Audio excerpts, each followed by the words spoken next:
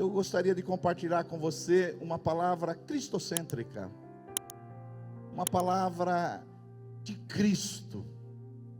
E hoje, no meu coração, para entregar para vocês, eu queria falar com vocês sobre as 7 palavras proferidas por Jesus na cruz do Calvário. 7 palavras que Jesus disse e as implicações delas em nossa vida. Você sabe que a crucificação de Jesus é o evento mais importante da teologia cristã. E é importante que nós, como igreja cristã, compreendemos também a linha da crucificação de Jesus. Porque Jesus, ele foi crucificado e ele falou 7 palavras ali na cruz. Você sabe que quando nós lemos a palavra de Deus, nós temos os evangelhos. Os evangélicos, que na teologia é chamado de evangelhos sinóticos. Por quê? Porque eles se complementam.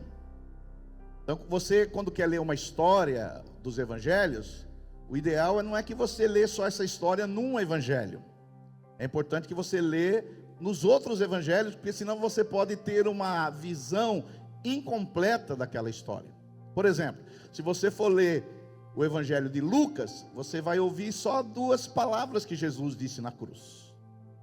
Mas quando você lê os 4 evangelhos, Mateus, Marcos, Lucas e João, você vai perceber que Jesus não disse só 2 palavras na cruz. Ele proferiu 7 palavras na cruz. Quantos entendem que eu estou falando? Dá um glória a Deus. E é interessante porque Jesus, quando a gente lê a Bíblia Sagrada, a gente percebe que Jesus, ele ficou 6 horas pendurado na cruz. Lá no Evangelho de Marcos, capítulo 15, verso 25, a Bíblia diz que era a 3ª hora quando o crucificaram. Você sabe que o calendário judeu e o dia judeu é diferente. Nós seguimos o calendário gregoriano e eles seguem outro calendário. Para o judeu, o dia começa às 6 da manhã. Não é como para nós que começa à meia-noite. Então quando a Bíblia diz assim, era a 3ª hora quando o crucificaram, como o dia começa às 6 da manhã, e eu pergunto para você, que horas começou a crucificação? 9 da manhã, exatamente. Então, o sistema de contagem é diferente. E lá em Mateus capítulo 26, verso 45, diz assim: desde a hora 6ª até a hora 9ª, houve trevas sobre toda a terra. E Jesus, clamando em alta voz, entregou o Espírito. Então aqui está dizendo que Jesus, ele entregou o Espírito na hora 9ª. Quem é bom de matemática aqui? Se o dia começa às 6 da manhã, que horas que é a hora 9ª?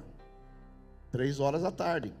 Então, quando você lê os evangelhos, então, você vai entender que Jesus, ele foi para a cruz às 9 da manhã, e ele morreu às 3 horas da tarde. Então ele ficou 6 horas ali, dependurado na cruz do Calvário. E nesse período de 6 horas que Jesus ficou na cruz do Calvário, ele proferiu 7 palavras. E eu gostaria nessa manhã de compartilhar com você essas 7 palavras que Jesus proferiu na cruz e quais são as implicações para a nossa vida. Você está aí ainda? Então dá glória a Deus aí.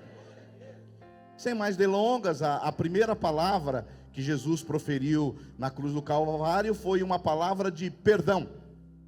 Lá em Lucas capítulo 23, verso 34, Jesus disse assim, na cruz: contudo Jesus dizia, Pai, perdoa-lhes, porque não sabem o que fazem. A primeira palavra que Jesus proferiu na cruz do Calvário é uma palavra de perdão. Perdão é uma palavra que nós, como cristãos, nós sempre vamos precisar dela, porque a nossa vida vai ser perdoar e ser perdoado. Então, quando a gente vê Jesus dizendo perdão, Jesus estava dizendo para aquelas pessoas que estavam maltratando ele, aquelas pessoas que estavam machucando ele, aquelas pessoas que estavam ofendendo ele, Jesus dizia assim: Pai, perdoa-lhes, porque eles não sabem o que fazem. Então, a gente aprende algumas coisas com essa expressão de Jesus. A primeira é, Jesus ele não trata o mal com o mal. Segundo, ele pede para o Pai perdoar aqueles que estão tramando a sua morte. Terceiro, ele atenua a culpa dos assassinos, dizendo assim: olha, eles não sabem o que fazem. Então, essa primeira palavra de Jesus, ela é muito importante, porque Jesus, apesar de estar ali dependurado na cruz do Calvário, apesar de ali estar com cãibras, machucado, ferido, ele não paga o mal com o mal. Ele atenua a dívida daqueles que estão machucando ele. Então deixa eu falar uma coisa para você. Isso tem uma implicação muito prática na nossa vida. Jesus ali, todo machucado, ferido, ensanguentado. Você percebe que, apesar de Jesus estar machucado por fora, mas ele não estava machucado por dentro. Por dentro ele estava resolvido, porque ele estava perdoando as pessoas que estavam fazendo mal a ele. E aqui a gente pode tirar duas lições. Primeira lição: essas pessoas ali que Jesus diz: Pai, perdoa-lhes porque não sabem o que fazem, eles estão representando nós também, porque nós fizemos muitas coisas erradas na nossa ignorância, e nós não sabíamos o que estávamos fazendo. E aqui Jesus, ele profere uma palavra de perdão. Essa é a base cristã, sabendo que os nossos pecados foram perdoados por Jesus Cristo, sabendo que não há mais dívida em relação ao Pai. Jesus, ele libera essa palavra de perdão, ou seja, os nossos pecados passados, presentes e futuros, todos foram pagos ali na cruz do Calvário. Por isso que nós estamos aqui, por isso que nós não precisamos viver com culpa, por isso que nós podemos viver em paz com Deus, porque Jesus nos perdoou, nós somos perdoados. Agora isso implica uma segunda coisa: uma pessoa que queira se parecer com Jesus, ela não pode deixar de perdoar. Porque uma pessoa que queira ser como Jesus, ela não pode ter mágoa no coração, ela não pode pagar o mal com o mal. Por isso que você que me acompanha há algum tempo, você sabe que eu tenho problema com pessoas que dizem que são feridas. Você já deve ter ouvido eu falar aqui muitas vezes, você que me acompanha. Porque uma pessoa ferida é uma pessoa que não perdoa. Eu não estou dizendo que nós não somos feridos. Às vezes nós somos feridos por palavras. Tem pessoas que nos fizeram mal, tem pessoas que nos injustiçaram, tem pessoas que nos maltrataram, tem pessoas que nos machucaram, tem pessoas que fizeram a nossa vida ficar mais difícil, tem pessoas que a gente gostaria que nem existissem. Mas deixa eu falar uma coisa para você. Se você é um cristão, você não pode ter mágoa no seu coração. E se você não consegue perdoar alguém, lembra da oração do Pai Nosso: perdoai as nossas dívidas, Pai, como nós perdoamos os nossos devedores. Ou seja, se você não perdoa os seus devedores, você está dizendo que o Pai não tem que perdoar você. Isso, fazer a oração do Pai Nosso, na verdade, eu acho que é uma coisa até perigosa. Porque você está dizendo assim: Pai, perdoa as minhas dívidas, assim como eu perdoo os meus devedores. Mas eu não perdoo o meu devedor. Então toma cuidado em fazer essa oração, que ela é meio perigosa. Ela é meio perigosa. Por isso que na vida vamos ter feridas, pessoas vão nos machucar, como machucaram Jesus, vão nos maltratar, vão nos ofender, vão nos causar prejuízo, vão causar problemas sérios. Mas deixa eu falar para você, se você é um cristão verdadeiro, a palavra que você tem é uma palavra de perdão. Perdoa sua mulher, filho, perdoa seu marido, perdoa seu pastor, perdoa seu líder, perdoa alguém que te causou prejuízo. Perdoa, porque essa é uma palavra de Deus, é uma palavra de perdão. Você acha que Jesus disse essa palavra aqui pensando só naquelas pessoas da época? Não, Jesus proferiu essa palavra porque ele esperava que aqueles discípulos dele que vieram crer nele, como eu e você, também liberasse essa palavra. Então, se você é aquela pessoa cheia de feridas, lembre-se, está faltando perdão na sua vida.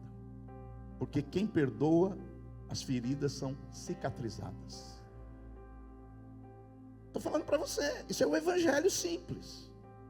Eu sei que tem uma música que eu nem gosto dela, que é aquela música Soldado Ferido. Eu detesto essa música, né? Detesto essa música. Essa música, se você, eu sou capaz de ficar até possesso se eu ouvir essa música aqui. Brincadeira, possesso no bom sentido. Mas é porque parece que a vida toda é assim: soldado ferido, a igreja me feriu, os irmãos me feriram. Filho, resolve essa ferida. Até quando você vai andar com essa ferida? Vai lá, perdoa quem tem que perdoar, conclui o passado, resolve o que tem que resolver, segue essa vida e deixa a outra pessoa seguir a vida dela, em nome de Jesus Cristo. Quantos podem dar um glória a Deus por isso? Pastor, mas aquela pessoa que fez contra mim é imperdoável. Essa palavra imperdoável não existe no vocabulário cristão. Porque na vida, ei, você que vai casar, deixa eu falar para você, quer ter um bom casamento? É perdoar e ser perdoado. Você perdoa e é perdoado. Isso é que nem Tostines. Você não sabe se vende mais porque é fresquinho ou é ser fresquinho porque vende mais. É o tempo todo a vida perdoar. Amém? Essa é a primeira palavra de Jesus, perdão. Jesus nos perdoou todos os nossos pecados e nós temos que perdoar os nossos ofensores. Quantos podem dar um glória a Deus aí por isso? Essa é a primeira palavra. A segunda palavra que Jesus profere na cruz do Calvário é uma palavra de salvação. Lucas capítulo 23, versos 39 a seguir, diz o seguinte: um dos malfeitores, você sabe que Jesus foi crucificado e tinha um malfeitor do lado direito e um malfeitor do lado esquerdo. Um dos malfeitores crucificado blasfemava contra ele, dizendo: não és tu o Cristo? Salva-te a ti mesmo e a nós também. Respondendo, porém, o outro do lado direito repreendeu, dizendo: nem ao menos temes a Deus, estando sob igual sentença? Nós, na verdade, com justiça, porque recebemos o castigo que os nossos atos merecem, mas este nenhum mal fez. E acrescentou: Jesus, lembra-te de mim quando vieres no teu reino. Olha que coisa maravilhosa. Lembra-te de mim quando vieres no teu reino. Jesus olhou para ele e disse: em verdade te digo que hoje estarás comigo no paraíso. Diga um glória a Deus aí. Olha só, a segunda palavra que Jesus profere na cruz do Calvário é uma palavra de salvação. Ou seja, o ladrão do lado esquerdo, ele afrontando Jesus: se tu és tudo que você fala que é mesmo, desce dessa cruz, salva você, salva a gente, resolve o nosso problema, você não é tudo isso. Mas o outro não. O outro, dentro da soberania dos mistérios de Deus, foi iluminado, uma luz de Deus entrou nele. Ele reconhece o seu pecado, ele reconhece a sua cumplicidade, ele reconhece que Jesus é inocente, ele sabe que ele está ali por causa das suas consequências. E aí ele olha para Jesus e ele não vê apenas um homem crucificado ali na cruz, ele vê ali o Deus encarnado, ele vê que aquele é um rei dos reis. E ele diz assim: olha, Jesus, quando entrares no teu reino, lembra-te de mim. E Jesus disse: hoje estarás comigo no paraíso. Olha só que maravilha, irmão. Essa expressão nos ensina três verdades. A primeira verdade é que a salvação é de graça. O que esse ladrão da cruz, pastor Jefferson, fez para ir para o paraíso? Ele fez alguma obra? Ele fez alguma caridade? Ele rezou algum Pai Nosso? Ele subiu de escada uma igreja? Nada. Ele não fez nada. Mas Jesus disse: hoje você estará comigo no paraíso. Eu quero dizer para você que a salvação é gratuita. Você não tem que pagar nada, você não tem que dar o dízimo, você não tem que contribuir, você não tem que subir escada de joelho, nada. A salvação é um dom de Deus, é gratuita. Deus nos deu gratuitamente. Alguém pode dar um glória a Deus aí? Aleluia. Segunda coisa, que quando Jesus fala, hoje estará comigo no paraíso. Primeiro, que a salvação é gratuita. Segundo, a salvação ela é imediata. Eu sei que tem muitas igrejas, inclusive algumas igrejas evangélicas, é o seguinte, um dia eu vou ser salvo.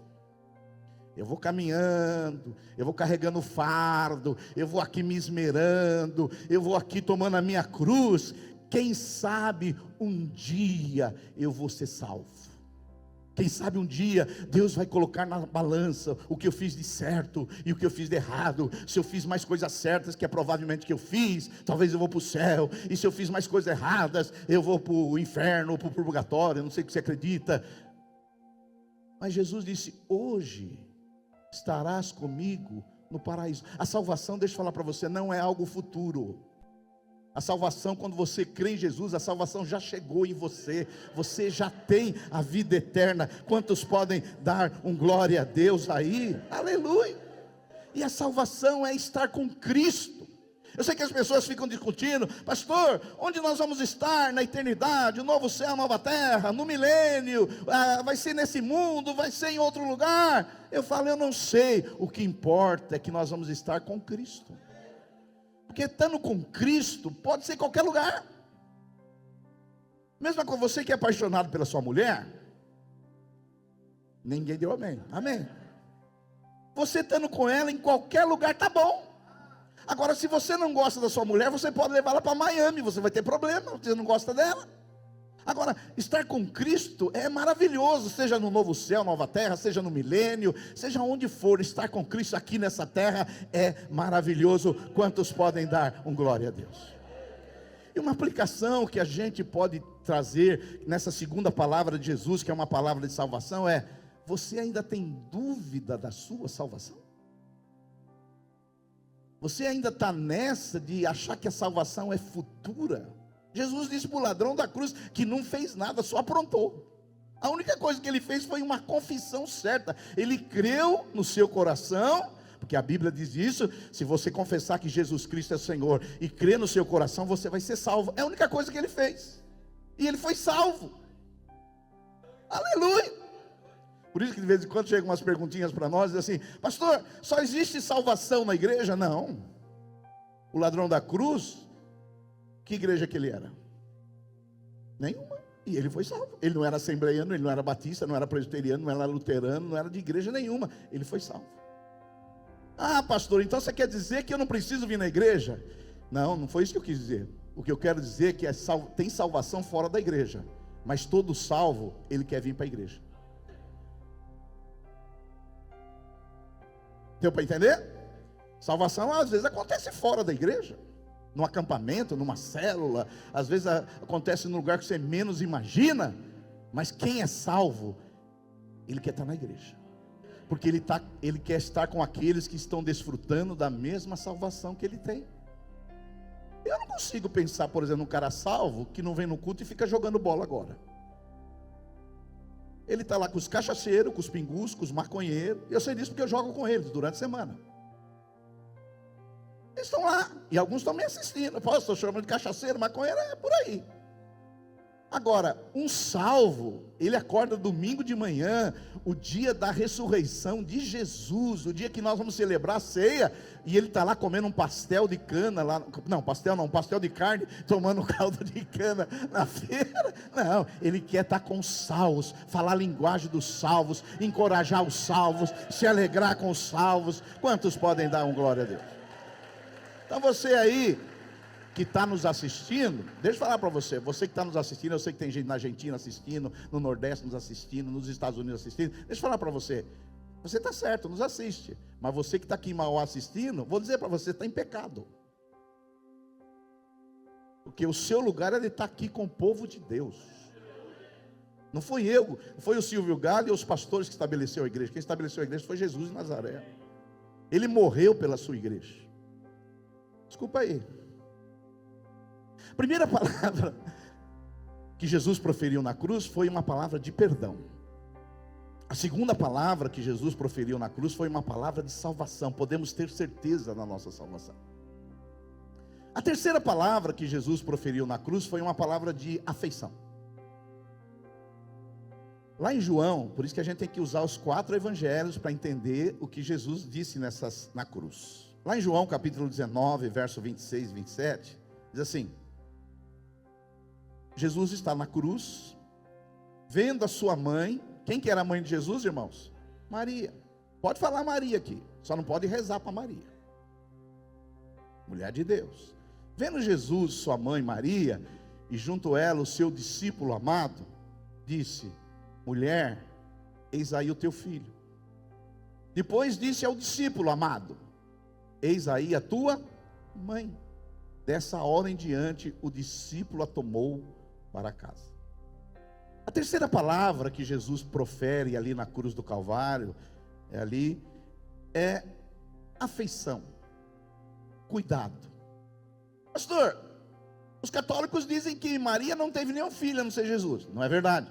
A Bíblia relata que Maria teve mais 5 filhos, que os católicos dizem que não é filho, que está na Bíblia, é primo, mas são filhos. Agora, muitos podem perguntar, mas por que Jesus entregou Maria para o discípulo amado? E o discípulo amado, você sabe, era João. João não quis dizer o nome dele, em humildade, ele não quis ser petulante, ele disse o discípulo amado. Mas quem que era o discípulo amado? João, um apóstolo. E aí, é muito provável, nessa época, que José, o marido de Maria, já havia morrido, porque ele não é mais mencionado na Bíblia. E segundo, os irmãos de Jesus, os que eram filhos de Maria, não acreditavam que Jesus era o Messias, mas depois eles vieram acreditar. Quando você lê lá a epístola de Judas, lá era um filho de Maria, mas no momento eles não acreditavam que Jesus era o Filho de Deus. E Jesus, por um cuidado especial, mesmo estando ali na beira da morte, Jesus tinha muita coisa para pensar, sofrendo ali, pressão emocional, física, pressão no seu próprio corpo. Jesus, ele lembra o cuidado que ele tem para com a sua mãe. Domingo que vem vai ser dia das mães. Agora, você vê o cuidado que Jesus, mesmo estando numa situação agonizante, prestes a morrer, ele pensa na mãe dele. Isso me toca muito, porque se eu quero ser como Jesus, eu tenho que cuidar melhor da minha mãe. Domingo que vem mesmo, eu vou trazê-la aqui no culto. Mas para você é simples, mas para mim é uma operação de guerra. Eu preciso 2 dias para descansar depois que eu trago minha mãe no culto. É uma operação de guerra. Mas eu ficando pensando,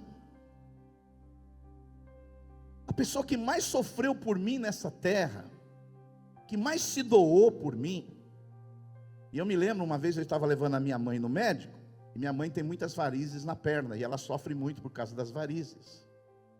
E aí eu estava com pouca paciência, porque você sabe que não é fácil. E aí eu perguntei: ô mãe, quando surgiu a primeira variz na senhora? Ela falou: quando eu tive você. Ai, vocês entenderam perfeitamente. A senhora está querendo dizer que as varizes na perna da senhora começou quando eu nasci? Foi quando você nasceu.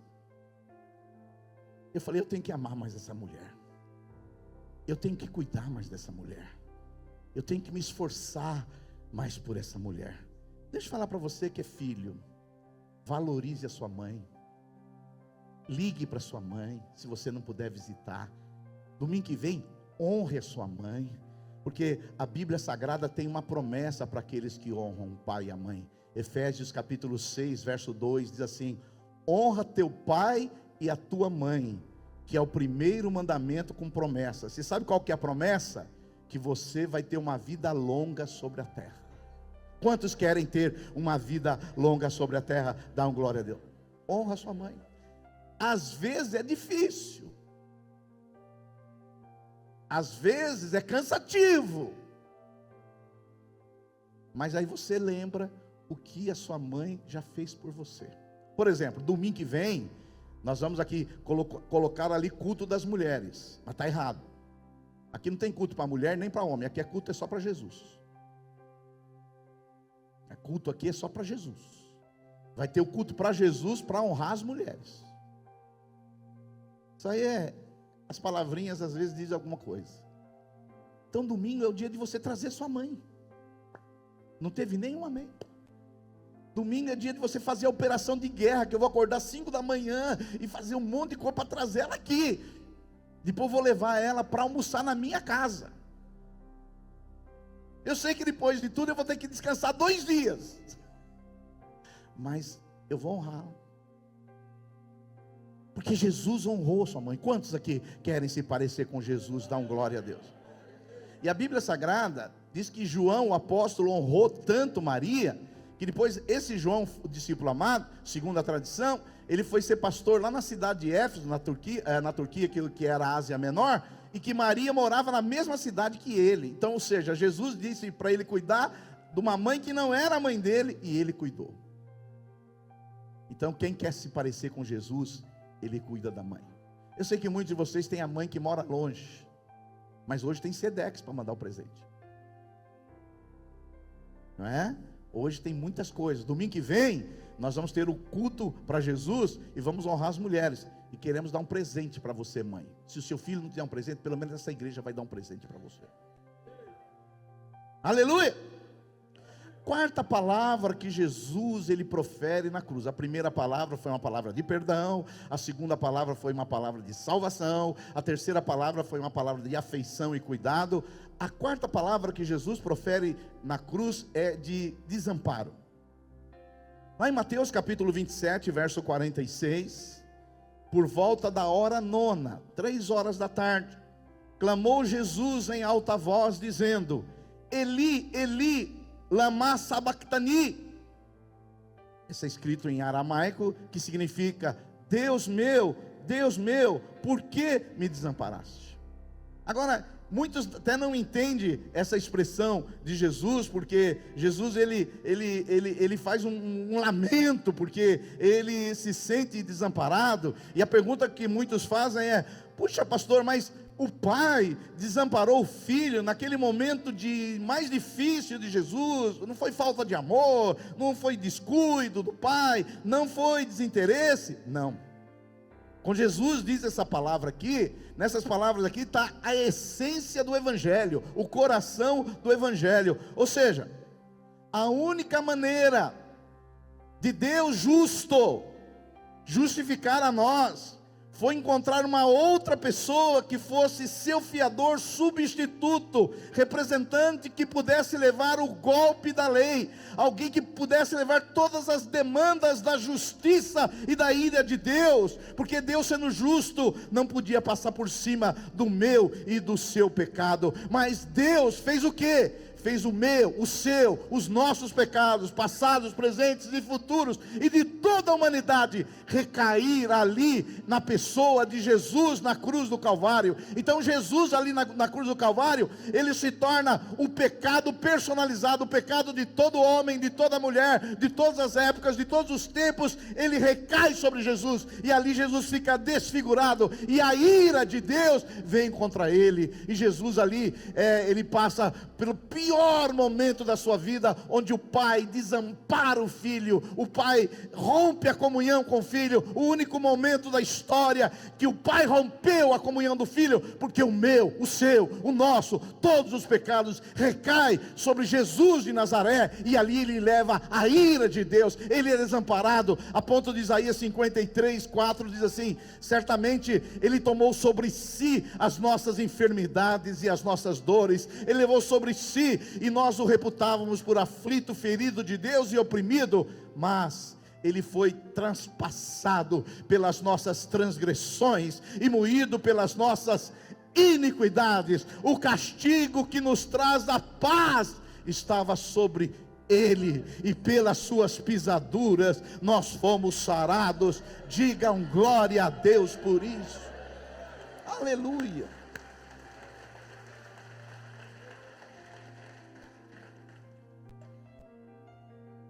Essa foi a quarta palavra que Jesus fala na cruz: o desamparo. O pai se afastou, o pai se ausentou. Nunca houve esse momento na história da Trindade, do Pai, do Filho e do Espírito Santo, onde uma pessoa da Trindade foi separada completamente. Talvez nós nunca vamos saber o que Jesus sofreu nesse momento. porque Deus se ausentou dele. Jesus ficou desamparado. Você sabe que muitas pessoas às vezes ficam falando se o inferno é fogo, se o inferno é frio. Como que é o inferno?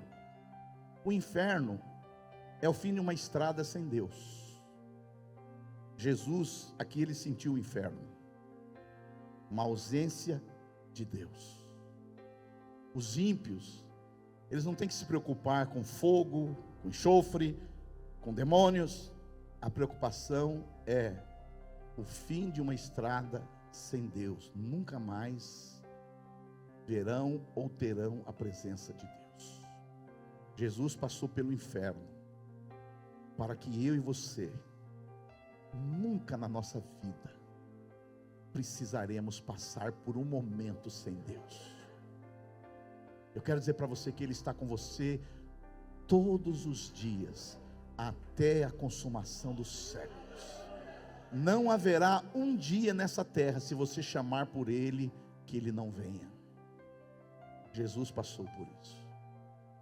Glórias a Jesus. Você pode dar um glória a Jesus?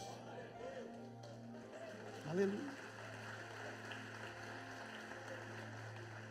Então, quando você lê Deus meu, por que me desamparaste? Ou em aramaico, Eloi, Eloi, lama sabachthani, foi o inferno de Jesus, sem Deus. Eu pessoalmente, não está na Bíblia isso. Eu acredito que o que matou Jesus não foi os cravos, não foi os espinhos, não foi as feridas, mas foi a ausência de Deus. Não foi a falta de oxigênio no pulmão, foi a ausência da presença de Deus. Mas isso é uma coisa que eu acredito, você não precisa acreditar. A quinta palavra que Jesus profere na cruz é uma palavra de agonia.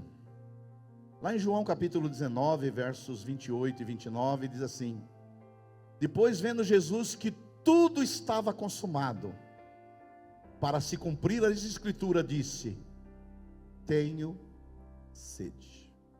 Isso aqui me mexe muito comigo. Mexe muito comigo porque Jesus é o Criador de todas as coisas. Ele criou todos os oceanos, Ele criou todos os mares, Ele criou todos os rios, Ele criou todas as nascentes, e Ele chega num ponto da vida dele que clama por uma gota de água. É uma coisa impressionante. O Deus Todo-Poderoso, que criou todas as coisas, tem sede. Isso aqui, Jesus também aponta para a sua humanidade. Ele era Deus 100%, mas Ele também era homem 100%. E a Bíblia diz que estava ali um vaso cheio de vinagre. Embeberam de vinagre uma esponja e, fixando num caniço de sopo, lhe chegaram à boca. Você sabe que muitos acham que esse vinagre é porque estavam maltratando Jesus. Na verdade não. O vinagre na época era o tipo de um anestésico, para tentar tirar um pouco da dor dele. E é interessante que Jesus estava sofrendo demais naquela cruz. Cãibras. Você pega ali, Jesus ali com ossos desconjuntados, uma sede, a língua colando na boca, asfixia, falta de ar, o coração não consegue bombear mais o sangue, e o seu peito poderia ter uma explosão. E naquele momento, o Criador do universo, Jesus, o Rei da Glória, ele está sofrendo uma agonia sem igual, a ponto do salmista, no Salmo 22, profetizando como que seria o sofrimento de Jesus. No Salmo 22, o salmista profetizando, ele diz assim, palavras do salmista se referindo a Jesus: Deus meu, por que me desamparaste? Por que se acham longe da minha salvação as palavras do meu bramido? O verso 14 diz assim: derramei-me como água, e todos os meus ossos se desconjuntaram. Eu não sei se você já teve um osso desconjuntado. Alguém já teve? Mas pensa, alguém aqui já quebrou o braço, a perna alguma vez? É algo terrível. Eu já quebrei 4 vezes jogando bola. Mas é uma coisa terrível. Porque às vezes a dor é tão grande que você só sente a dor maior, porque as outras dores, elas vão ficando secundárias. E a Bíblia diz aqui que Jesus, os seus ossos foram desconjuntados, e o seu coração, como cera, derrete dentro dele as cãibras, a sede terrível, a língua colando na boca, a asfixia. Jesus ali passando por esse momento difícil. Mas a Bíblia diz que o castigo que nos traz a paz estava sobre ele. Jesus passou tudo aquilo para que nós tenhamos paz. Diga obrigado, Jesus. Obrigado, Jesus. Obrigado, Jesus. Obrigado. A sexta palavra que Jesus profere na cruz, Jesus fala uma palavra de perdão, uma palavra de salvação, uma palavra de afeição, uma palavra de celebração. Jesus aqui, a sexta palavra é uma palavra de vitória. Diga vitória. Aleluia. Em João capítulo 19, verso 30, a Bíblia diz assim: quando Jesus tomou o vinagre, disse: está consumado. Está consumado. Essa palavra talvez seja a palavra mais importante da Bíblia. Está consumado.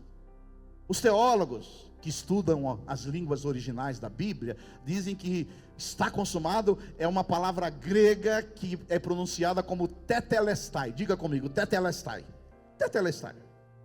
E a palavra tetelestai no grego, ela tem 3 significados. O primeiro significado que a palavra tetelestai tem é quando um pai incumbe o filho de uma missão, e quando o filho termina a missão, o pai diz assim: tetelestai, você cumpriu a sua tarefa. Não sei você, mas meu pai me dava tarefas para mim fazer. Só que ele não falava tetelestai, ele falava bom trabalho. Tetelestai significa isso. Primeira coisa, que Jesus cumpriu aquilo que ele foi incumbido de fazer. Ou seja, ele veio aqui para viver uma vida sem pecado e para subir na cruz. E quando ele está ali na cruz, ele diz assim: tetelestai, está consumado. Pai, o Senhor me deu uma missão, o Senhor me deu um decreto, o Senhor me deu algo para fazer, e eu quero dizer para o Senhor que eu cumpri aquilo que o Senhor mandou fazer. A segunda significado que a palavra tetelestai tem, tetelestai também na época era uma palavra comercial. Quando alguém comprava algo e pagava a prestação, a pessoa ia no banco ali, e quando ela pagava a última promissória, o gerente do banco dizia: tetelestai, está pago, está consumado, você não deve nada. Eu, como fui criado não com banco, mas com caderneta de quitanda, então meu pai comprava numa caderneta. Alguém aqui comprou de caderneta?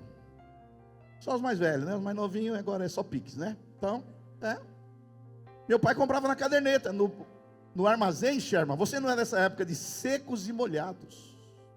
Os mais velhos sabem o que eu estou falando. Eles estão fazendo de conta que não sabem nada disso, mas eu sei que você sabe. E aí, meu pai ia comprando na caderneta, secos e molhados, arroz, feijão, comprava. Quando ele recebia, aí ele ia pagar. Aí o homem abria a caderneta, somava, dizia o valor e ele carimbava: está pago. Tetelestai, está pago. Deixa eu falar uma coisa para você. Tetelestai significa que você tinha uma dívida para com Deus. Mas não era uma dívida de caderneta que resolve, não. Era uma dívida impagável. Impagável. Mas quando Jesus disse na cruz do Calvário, tetelestai, é como se ele estivesse com um carimbo e disse assim: a sua dívida está paga. Você não deve mais nada. Eu paguei por você. Tudo foi quitado diante do Pai. Aleluia. E eu vim dizer aqui para você, você pode nem acreditar, muitos nem acreditam, mas você não tem que acreditar, que você não tem mais dívida diante de Deus. Porque a pior coisa é você ter dívida. Você já andou perto de pessoas que você tem dívidas? Elas ficam olhando para você com uma cara feia. Mas tem pessoas que a dívida não é só financeira. Tem pessoas que você encontra elas e está escrito na testa dela: você deve alguma coisa para mim. Tem mulheres que quando você chega em casa, não é a minha está tudo resolvido. Mas tem maridos aqui que quando ele chega em casa, está na testa da mulher: você está me devendo alguma coisa. Você está me devendo um almoço, você está me devendo uma lua de mel, você está me devendo um presente, você está me devendo um monte de coisa. Pior que existe numa relação conjugal é um achar que deve alguma coisa para o outro. Ainda bem que você não deve, Natal. Mas ainda bem que você não deve, mas o mais importante não é que você não deve, é a sua mulher achar que você não deve. Aí que é o problema, porque... Mas não é bom saber que Jesus pagou toda a nossa dívida? Paulo, ele desenvolve isso de uma maneira mais detalhada, que ele diz assim, que na cruz do Calvário, Jesus cancelou todas as nossas dívidas. E tem alguns de vocês que infelizmente pensam assim, a gente está aqui 30 anos falando, mas ainda não entenderam. Que acham que no dia do juízo final, Deus vai abrir os livros e vai ver o que eu fiz. Brigou no trânsito, ficou nervoso com o chefe, não pagou aquele banco. Aí Deus vai colocar os livros, e aí Ele vai pesar o que eu fiz e o que eu não fiz, e aí Ele vai definir se eu vou para o céu ou se eu vou para o inferno. Meu Pai do céu. Pastor, mas não vai ter juízo? Vai, mas não no tocante à salvação, a tocante à recompensa, a premiação, porque a salvação Jesus já pagou. Agora imagine, Jesus disse testelestai, já está pago. Aí você chega lá no céu e Deus fala: agora vamos ver o que você fez. Mas peraí, juridicamente você sabe que você não pode pagar uma dívida duas vezes, e ela já foi paga. Quando você acha que Jesus não pagou a dívida, você está desvalorizando o que Jesus fez na cruz do Calvário. Você está achando, você esvazia a cruz, você está achando, não, ali Jesus morreu, mas não foi tudo isso, não. Quando ele disse está consumado, significa exatamente isso, significa que a nossa dívida foi paga. Você acha, daqui a pouquinho, nós vamos participar da ceia do Senhor? Você acha que nós vamos participar da ceia do Senhor porque você merece? Essa semana eu caprichei, abri a porta do carro para minha mulher, não dei uma canelada em ninguém no jogo de futebol, não falei nenhum palavrão, não falei mal da vizinha, então agora eu vou participar da... Se você pensa assim, você nem deve participar da ceia, nem deve, você devia fugir da ceia. Mas por que nós vamos participar da ceia? Porque Jesus, quando Ele pagou toda a nossa dívida diante do Pai, não há mais demanda, está pago. Por isso que alguns de vocês que vieram de umas igrejas atrapalhadas, olha, não sei se eu vou participar da ceia, porque você acha que a sua dívida ainda não foi paga, você está devendo alguma coisa para Deus. E tem alguns que dizem assim: eu estou em luta com Deus. Filho, resolve isso logo, essa luta com Deus, porque lutar com Deus, Jacó foi lutar com Deus e deu muito mal. E ele achando que ganhou ainda, saiu mancando, achando que ganhou a luta. Mas, não é? Ele saiu mancando e fala: lutei com Deus e venci. Venceu o quê, filho? Isso é mesmo quando você for lutar uma luta do UFC, sair arrebentado e fala que ganhou. Mas como é bom saber que a nossa dívida já foi paga. Está consumado. Está consumado. E o terceiro significado que tetelestai significa, primeiro significa de um pai que cumpriu a missão, o segundo significa de alguém que pagou a dívida. O terceiro significado da palavra tetelestai era um significado mobiliário. Quando alguém comprava uma propriedade, ele recebia as promissórias para quitar o pagamento, e chegava no momento que ele pagou a última, então a escritura tinha que ser passada para a propriedade do nome daquela pessoa. E aí, a pessoa recebia a escritura com carimbo, tipo lá, tetelestai, agora essa propriedade é sua, é totalmente sua, para você usá-la e desfrutá-la para a glória de Deus. Deixa eu falar para você, é a mesma coisa, você, presta atenção no que eu estou falando, você recebeu essa escritura, que Jesus pagou a sua dívida, não foi você que pagou, e você agora anda com a escritura embaixo do braço. Minha dívida foi paga, aquele imóvel ali me pertence. É a mesma coisa do que você andar com o certificado de salvação. Ó, a minha salvação não é porque eu fiz alguma coisa, mas é porque Jesus pagou toda a minha dívida e consumou toda a obra dele na cruz do Calvário. Quantos podem dar um glória a Deus? Agora, se você é daquela linha, e eu já aproveito para falar dessas coisas hoje, porque tem alguns que só vêm no dia da ceia. Se você acha que você é assim, a minha salvação não é assim não, pastor, não é fácil assim não. A minha salvação é assim, 50% Jesus fez e 50% eu que faço. Que a maioria das igrejas pregam. Isso é chamado aí de uma heresia do neopelagiano, que eles acreditam que eu que faço alguma coisa por merecer. Isso é uma heresia que as igrejas pregam, porque você acha que você tem uma parte nisso aí. Olha, Deus fez a parte dele, 50%, e agora eu vou fazer o meu 50%. Se você pensa assim, você é um herege. Porque a salvação não é por o que você faz. Paulo, o apóstolo, vai dizer assim, porque pela graça, dom imerecido, você é salvo. E isso não vem de você, é dom de Deus. Não de obras, para que ninguém se glorie. É tudo dele, por meio dele e para ele. Glórias sejam dadas ao nome dele eternamente. E amém. Aplauda Jesus.